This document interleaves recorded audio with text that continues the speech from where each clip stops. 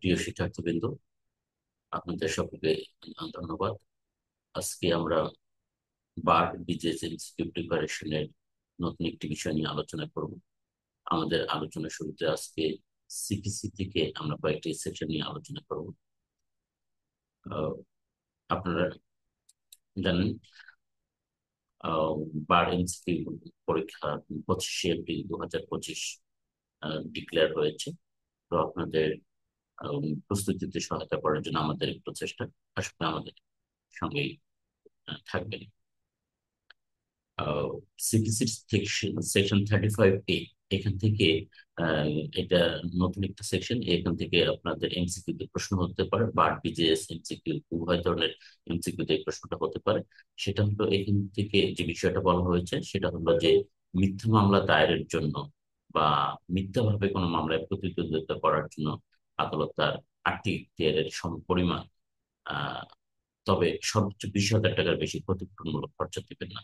অর্থাৎ কোনো ব্যক্তি যদি সিভিল কোর্টে কোনো একটি মামলা দায়ের করে এবং আদালত যদি মনে করে the suit has been falsely instituted or it's fabricated suit, এ ধরনের এই ক্ষেত্রে, অথবা বিবাদী উম, যে প্রতিদ্বন্দ্বিতা করছেন হ্যাভিং নো গ্রাউন্ড, তার যথাযথ গ্রাউন্ড না থাকা সত্ত্বেও যদি তিনি প্রতিদ্বন্দ্বিতা করেন, এই ধরনের ক্ষেত্রে আদালত যদি মনে করে যে মামলাটি মিথ্যাভাবে দায়ের হয়েছে, অথবা আহ, যিনি প্রতিদ্বন্দ্বিতা করছেন অর্থাৎ বিবাদী, তার কোনো যথেষ্ট কারণ না থাকা সত্ত্বেও তিনি মামলাটায় জবাবদাহি করে প্রতিদ্বন্দ্বিতা করেছেন, এই ধরনের ক্ষেত্রে আদালত আহ, উম, ক্ষতিপূরণমূলক খরচা আহ, দেওয়ার নির্দেশ দিতে পারে।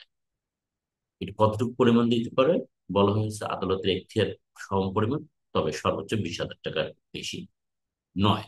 তাহলে আপনারা সকলেই জানেন, এখন দ্য সিভিল কোর্টস 1887 এর সেকশন 19 এর বিধান অনুযায়ী, অর্থাৎ 19 ধারার বিধান অনুযায়ী আদালত, সহকারী জজ আদালতের আর্থিক এখতিয়ার হলো 15 লাখ টাকা, এবং সিনিয়র সহকারী জজের আর্থিক এখতিয়ার হলো 25 লাখ টাকা পর্যন্ত, এবং যুগ্ম জেলা জজের আর্থিক এখতিয়ার হলো 25 লাখ টাকা অ্যাবাভ।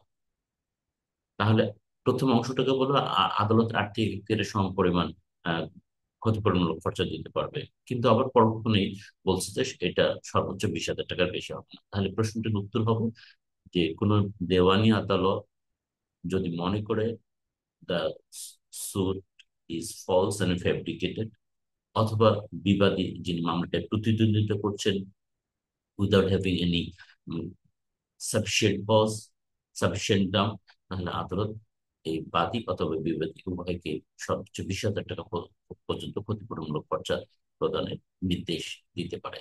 তাহলে এখান থেকে আরেকটা প্রশ্ন যেটা হতে পারে, যে এই যে মিথ্যা মামলার দায়ের করার জন্য খরচা দাখিল করা হলো, এই জন্য কি ফৌজদারি মামলা এড়াতে পারবেন বাদী? না, ফৌজদারি মামলা এড়াতে পারবেন না। কারণ এই ক্ষতিপূরণমূলক খরচা দেওয়া সত্ত্বেও যদি বিবাদী চায়, তাহলে তিনি তার বিরুদ্ধে মিথ্যা মামলা আনয়নের অভিযোগ ফৌজদারি আদালতে আনতে পারবেন। তবে মিথ্যা মামলাকারীর বিরুদ্ধে ক্ষতিপূরণের যে আদেশ দেওয়া হলো সিভিল মামলায়, সেই বিষয়টি ক্রিমিনাল কোর্ট বিবেচনায় নিতে পারবে। তাহলে এখান থেকে যে প্রশ্নটি হতে পারে এমসিকিউতে, সেটা হলো যে সিপিসির কোন ধারার বিধান অনুসারে আদালত মিথ্যা মামলার জন্য বাদীকে ক্ষতিপূরণমূলক আদেশ দেওয়ার অধিকারী। অথবা এখান থেকে প্রশ্ন হতে পারে যে সিপিসির কোন ধারার বিধান অনুসারে মিথ্যাভাবে বা যথেষ্ট কারণ না থাকা সত্ত্বেও প্রতিদ্বন্দ্বীকারী বিবাদীকে ক্ষতিপূরণমূলক খরচার আদেশ দেওয়ার নির্দেশ দিতে পারে। উত্তর হবে 35-এর ধারার বিধান অনুসারে। এখানে দ্বিতীয় যে অংশটি বলা হয়েছে, যে মিথ্যা মামলার ক্ষতিপূরণমূলক খরচা দেওয়ার আদেশ সত্ত্বেও বিবাদী চাইলে বাদীর বিরুদ্ধে মিথ্যা মামলা দায়েরের ফৌজদারি অপরাধের অভিযোগ আনতে পারবে। Thank you. এবং এখানে আরেকটা প্রশ্ন আসতে পারে, সেটা হলো যে সর্বোচ্চ কত টাকা পর্যন্ত ক্ষতিপূরণ দিতে পারে? উত্তর হলো 20,000 টাকা।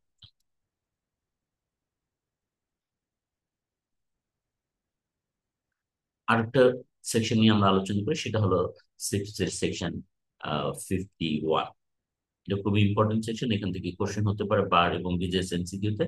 এখানে বলা হয়েছে জারি কার্যকরণ সম্পর্কে বলা হয়েছে, execution, mode of execution of decrease, অর্থাৎ একটা ডিগ্রি কিভাবে কার্যকর করা যায় সে কথাগুলো বলা হয়েছে। এখানে 5টি mode of execution of decree of a civil code বলা হয়েছে। দ্যাট ইজ প্রশ্ন প্রথম অংশটাকে এভাবে আসতে পারে যে সিপিসির কোন ধারায় ডিগ্রি এক্সিকিউশনের পদ্ধতির কথা বলে দেওয়া হয়েছে। উত্তর হবে সিপিসির 51 ধারায়। দ্বিতীয় যে প্রশ্নটি আসতে পারে যে এই কতটি পন্থায়, কতটি ওয়ে, মানে how many modes of execution of decree of a civil suit, অর্থাৎ কতটি পন্থায় একটি দেওয়ানি মোকদ্দমার ডিগ্রি জারি করা যেতে পারে। উত্তর হবে 5 ভাবে। এবং এই প্রশ্নটা, এই সেকশনটা আপনাকে মুখস্থ রাখতে হবে এ কারণে, যেখানে যেহেতু 5 ধরনের পদ্ধতির কথা বলা হয়েছে ডিগ্রি জারের, সেক্ষেত্রে এই 5 ধরনের কোন পদ্ধতিটা দিয়ে একটা এমসিকিউ তৈরি করা হবে নোবলে। এই প্রশ্নটা আপনাকে মুখস্থ রাখতে হবে। সেকশন 51-এ 5 ধরনের ডিগ্রি জারির যে পন্থা বলা হয়েছে, তার প্রথমটা হলো যে আহ ডিগ্রিকৃত সম্পত্তির হস্তান্তরের মাধ্যমে। যেমন ধরেন উদাহরণস্বরূপ বলা যায় যে বাদী একটা রিকভারি পজিশনের মোকদ্দমা করলো আন্ডার সেকশন 8 অথবা 9 অফ এসআর, তিনি মামলায় জিতে গেলেন। তখন ইতিমধ্যে যেহেতু বিবাদী জোরপূর্বক এই সম্পত্তিটা দখল নিয়েছিল, বিবাদের কাছ থেকে দখলটা গ্রহণ করে বাদীকে হস্তান্তরের মাধ্যমে, এটাই বলা হয়েছে যে ডিক্রিকৃত সম্পত্তির হস্তান্তরের মাধ্যমে। দ্বিতীয় যে পদ্ধতিটা বলা হয়েছে ক্রয় ও বিক্রয়ের মাধ্যমে।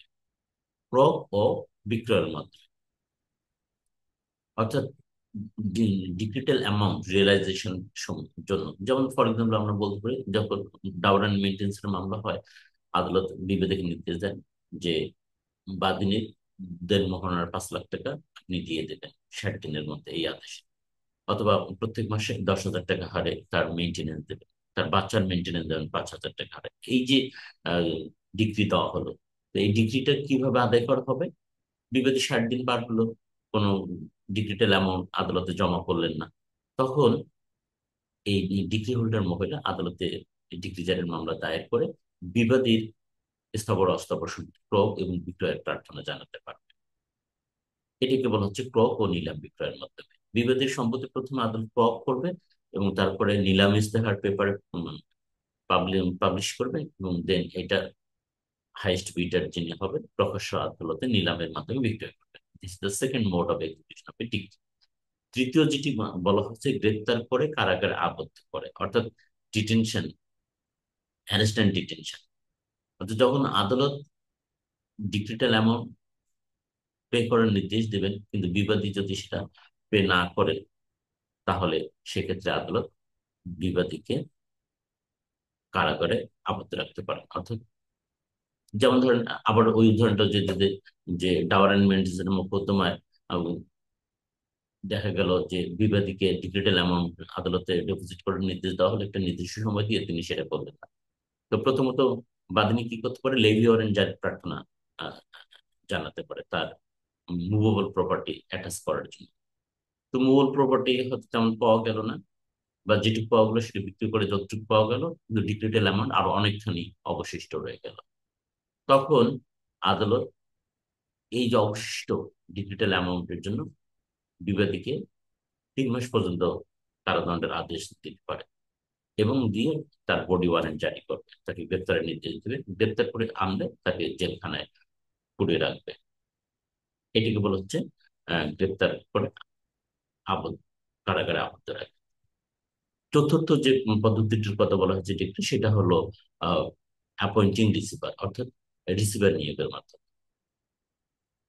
কখনো কখনো দেখা যায় যে ডিক্রিকৃত সম্পত্তির ডেলিভারি অফ পজিশন বাদী নিতে পারছে না, হয়তো পলিটিক্যাল কারণে তিনি সেই এলাকায় যেতে পারছেন না, অথবা প্রতিপক্ষ বিবাদী জাজমেন্ট ডেটররা খুবই শক্তিশালী, তাকে ডেলিভারি পজিশন নিতে দিচ্ছে না, যদিও বাদী ইয়া থেকে আদালত থেকে রায় পেয়েছে, কিন্তু ডিগ্রি জারিতে গিয়ে তিনি ডেলিভারি পজিশন নিতে পারছেন না, অথবা তার আশঙ্কা নিলেও তিনি সেটা দখলে রাখতে পারবেন না।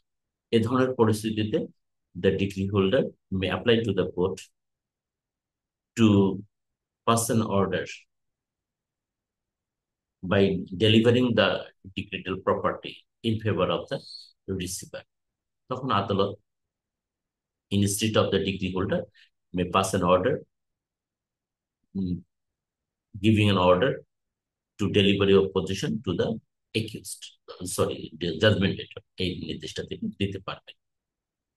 আর পঞ্চমত বলা হয়েছে যে মঞ্জুরকৃত ক্ষতিকারের প্রকৃতি অনুযায়ী, অর্থাৎ considering the nature of the degree, এই পঞ্চম যে প্রক্রিয়াটা দেওয়া হলো, পদ্ধতিটা দেওয়া হলো, সেটা অনেকগুলো বিষয়কে কাভার করে।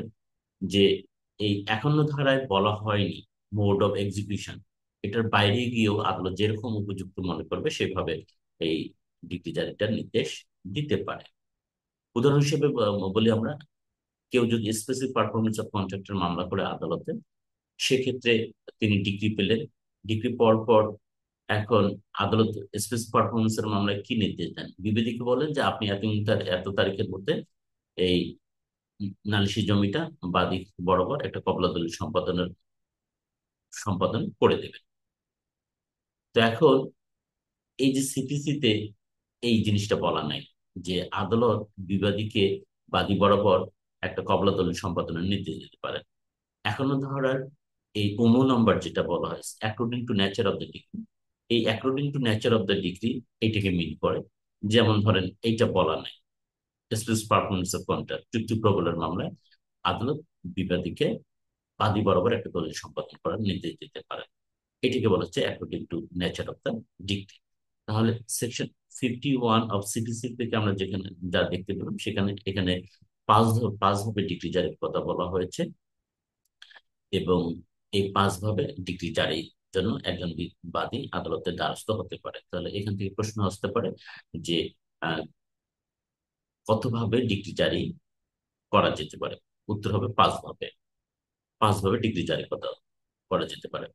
আবার বলা যেত বা প্রশ্ন আসতে পারে যে কোন ধারায় ডিগ্রি জারির কথা বলা হচ্ছে, তখন উত্তর হবে যে এখানে সেকশন 51-এ সিপিসিতে ডিগ্রি জারির কথা বলা আছে।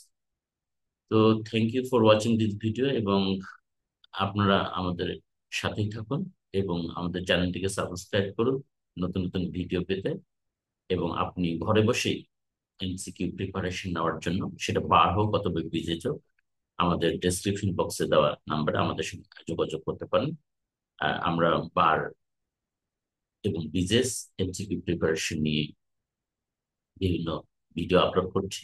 আপনি এখান থেকে ভিডিও দেখে দেখে প্রয়োজনে ফ্রম ইউর ড্রয়িং রুম আপনি আমাদের সঙ্গে অনলাইনে এমসিকিউ পরীক্ষাও যোগদান করতে পারবেন। Thank you.